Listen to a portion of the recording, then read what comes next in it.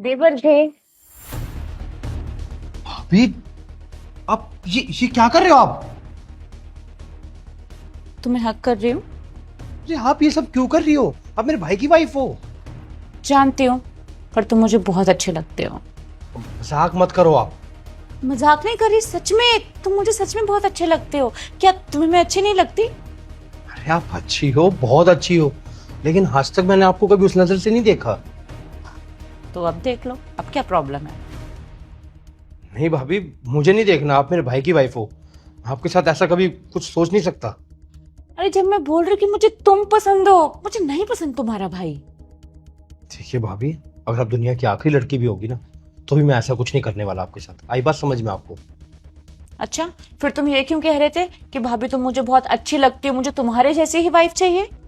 अरे आपकी जैसी चाहिए, आप नहीं। और वो सब कुछ मैंने इसलिए बोला था क्योंकि आप घर को इतनी अच्छी तरीके से संभालती हो, भैया का इतना ख्याल रखती हो, सब चीजों को इतनी अच्छी तरीके से मैनेज करती हो। इस वे में बोला था, दूसरे वे में नहीं। तो मैं अपनी जैसी लड़की और कहाँ से लेकर आऊं? मैं मिल रही हूँ काफी नहीं है क्या? देखो भाभी, बात ऐसी है, पापा के जाने के बाद भैया ने मेरा सब कुछ किया है। मेरी पढ़ाई लिखाई जो भी स्टडीज है कंप्लीट करवाई है, सब कुछ उन्होंने ही करवाया। और आज मैं जो कुछ भी हूँ ना, सिर्फ भैया की वजह से ही हूँ। वो मेरे लिए बाप समान है और आप मेरी भाभी माँ हो।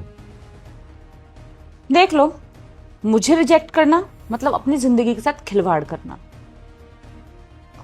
मैं समझा नहीं। तुमने मुझे रिजेक्ट किया, जो मुझे बिल्कुल बर्दाश्त नहीं है।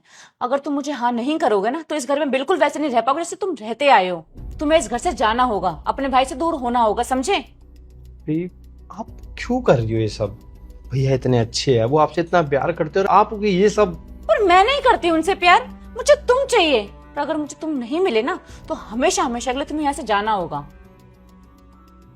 ठीक है भाभी, मैं इस घर से जाना ही पसंद करूंगा।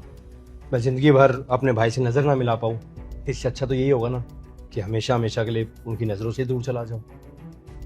लगता है कि तुम्हें अपनी जिंदगी प्यारी नहीं है, तुम्हें अंदाजा भी नहीं है कि मैं तुम्हारे साथ क्या क्या कर सकती हूँ। देखिए, आपको जो सही लगे ना आप वो करना, लेकिन आप जो चाहती है ना वो कभी नहीं हो सकता, खासकर इस जन्म में तो कभी नहीं। ठीक है, आने दो तुम्हारे भाई को, देखती हूँ मैं।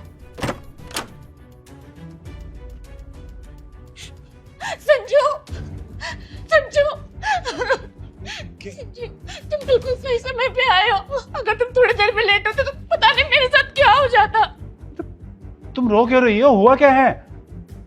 ये तुम्हारा भाई, तुम्हारा लक्ष्मण जैसा भाई, आज इसने मेरी इज्जत पर हाथ डालने की कोशिश की है। क्या? नहीं भैया, ऐसा कुछ भी नहीं है, मैंने कुछ नहीं करा भैया। झूठ! ये देखो, मेरी चुन्नी भी नीचे गिरी हुई है।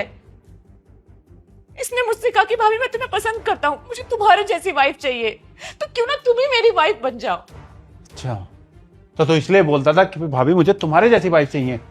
हाँ संजू, मैंने तुम्हें कभी बताया नहीं, पर शुरू से इसकी नजरें मुझे लेकर गंदी थी।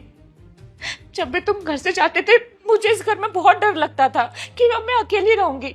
जब भी मैं अपने रूम में होती थी या किचन में होती थी, ये मेरे पास आने के बहाने ढूंढता था, मुझे टच करने के बहाने ढूंढता था।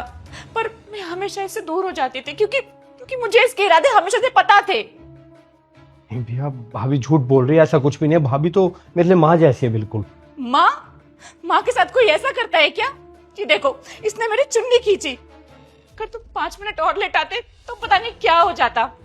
मुझे अब ये इंसान अपने घर के अंदर नहीं चाहिए, इसे इस घर से अभी के अभी निकाल दो। ये घर का मामला है, इसलिए मैं पुलिस को नहीं बुला रही हूँ, लेकिन ये लड़का यहाँ पे नहीं होना चाहिए। ये भाई नहीं है, ये भाई के नाम पर कलंक है। सही कहा तुमने, घर का मामला है, पुलिस कंप्लेन नहीं कर सकते, और कलंक भी है, भाभी के नाम पे भी और वाइफ के नाम पे भी। ये क्या बोल रहे हो तुम?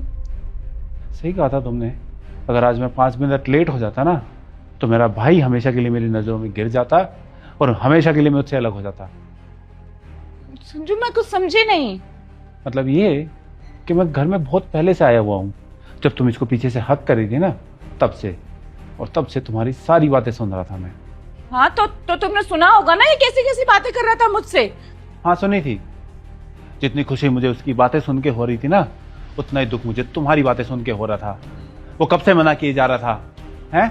भाभी माँ बोल रहा था तुम्हें, सब कुछ बोले जा रहा था, लेकिन तुम नहीं मान रही थी, जबरदस्ती पीछे पड़ी हुई थी। क्यों किया ये सब? है क्या नहीं किया मैंने तुम्हारे लिए?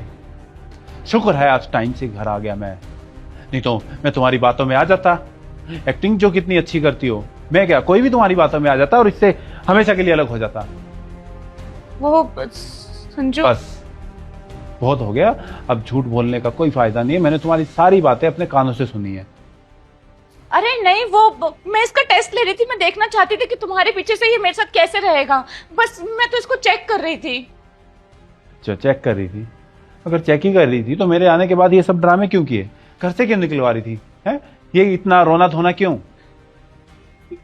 सॉरी संजू, गलती हो गई मुझसे। बस कर सोरा, अब झूठ बोलने की जरूरत नहीं है। अब मैं तुम्हारे साथ बिल्कुल नहीं रह पाऊंगा। संजू प्लीज ऐसा मत करो, मेरी बात तो। भैया प्लीज ऐसा मत करो, भाभी को घर से मत बाहर निकालो। मैं इस घर से चला जाऊंगा, लेकिन मेरी वजह से भाभी को यहाँ से मत भेजो प्लीज। ये इसकी पहली गलती नहीं है। पहले भी मैंने इसको किसी से बात करते हुए पकड़ा था, इसकी चैट देखी थी। इसने बोला था कि आज के बाद किसी से बात नहीं करूंगी, कुछ नहीं करूंगी, लेकिन बाहर नहीं किया, घर पे शुरू कर दिया। तुम्हारे जैसी औरत के साथ मैं नहीं रह पाऊंगा। अंदर जाओ, अपना सामान पैक करो, निकलो यहाँ से। संजू निकलो।